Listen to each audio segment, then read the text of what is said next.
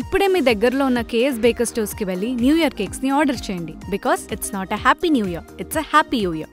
ఎవరైనా సరే ఎక్కడైనా అన్యాయం జరిగితే ఆ అన్యాయాన్ని ఎత్తి చూపిస్తే అపోజిషన్ పార్టీనే కాదు సొంత పార్టీ కూడా లెక్క పెట్టుకోకుండా కడాన జైల్లో పెట్టేస్తారు తమ్ముళ్ళు. అదే జరిగింది ఇప్పుడు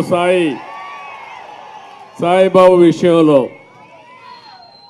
అక్కడ నేను చూశాను, పేపర్లో కూడా చూశాం, కృష్ణా నదికి అడ్డంగా రోడ్డు వేసాడు ఆ పెద్ద బ్రహ్మాండమైన ఎమ్మెల్యే. ఆయనకి సన్మానం చేయాలి మనందరం కలిసి. ఎందుకంటే ఎవడు ధైర్యం చేయడు. నదికి అడ్డ మధ్యలో రోడ్డు వేసి మామూలుగా రోడ్లు వేయలేకపోతున్నాం, కానీ ఇసుక మాఫియా నదికి అడ్డంగానే రోడ్డు వేసి చూశారు కదా, బ్రహ్మాండంగా వేశాడు. ఆయనకి ఇవ్వాలి బిరుదు ఇవ్వాలి, ఇప్పుడు మనం పెద్ద బిరుదు ఇవ్వాలి, సన్మానం చేయాలి అలాంటి ఎమ్మెల్యే.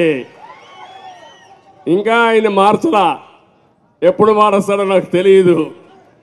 అంటే ముఖ్యమంత్రికి బినామీ ఆయన. మొత్తం 2 జిల్లాల్లో ఇసుక మొత్తం లావాదేవీలు ఆయనే చూశాడు. ఆ విషయం చాలాసార్లు చెప్పాం. పాపం ఈ సాయిబాబు నాగేంద్ర వీళ్ళు ఎదురు తిరిగారు, మాట్లాడారు, ఏదైనా కావచ్చు కానీ మాట్లాడారు. మాట్లాడితే ఇద్దరి పైన లిక్కర్ కేసు పెట్టేశారు. కర్ణాటక నుంచి ఏదో తెలంగాణ నుంచి లిక్కర్ తెచ్చినట్టు. ఇంకో పక్కన అక్కడనే మీరు చూస్తే చాలా కేసులు ఎస్సీ ఎస్టీ యాక్ట్లు పెట్టి కడాన 80 పీడీ యాక్ట్ పెట్టి 83 రోజులు జైల్లో పెట్టేశారు.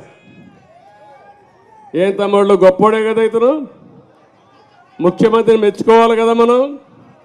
అంటే ఇసుక దందా చేస్తా ఉంటే ఇసుక దందా చేశారని చెప్పితే కాదు, వినకపోతే పోరాడితే కడాని ఈ పోలీసులు కలెక్టర్ కూడా పీడీ యాక్ట్ పెట్టి 83 రోజులు పెడితే కడాన కోర్టు కరుణించి బెయిల్ ఇచ్చింది. కానీ లేకుంటే శాశ్వతంగా జైల్లో పెట్టేయాలనుకున్నారు పాపం అతన్ని.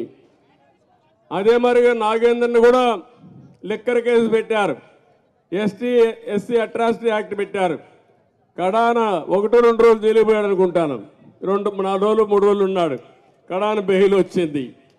బెయిల్ రాకపోతే ఆ కోర్టులో కానీ రాకపోయింటే ఆయన కూడా జైల్లోనే ఉండేవాడు. మీరు గుర్తుపెట్టుకోవాలి, ఇంత అరాచకం చేపించిన ఈ ముఖ్యమంత్రి ఈ రాష్ట్రాన్ని పరిపాలించడానికి అర్హుడా అని మిమ్మల్ని అడుగుతున్నా. ఇలాంటి వ్యక్తుల్ని మనం క్షమించాలా అని మిమ్మల్ని అడుగుతున్నా.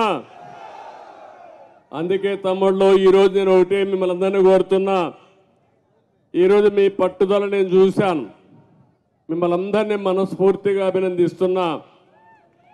ఈరోజు ఇక్కడికి వచ్చిన వాళ్ళు కొంతమంది రాష్ట్రంలో ఇప్పటికే వలసలు ప్రారంభమయ్యాయి.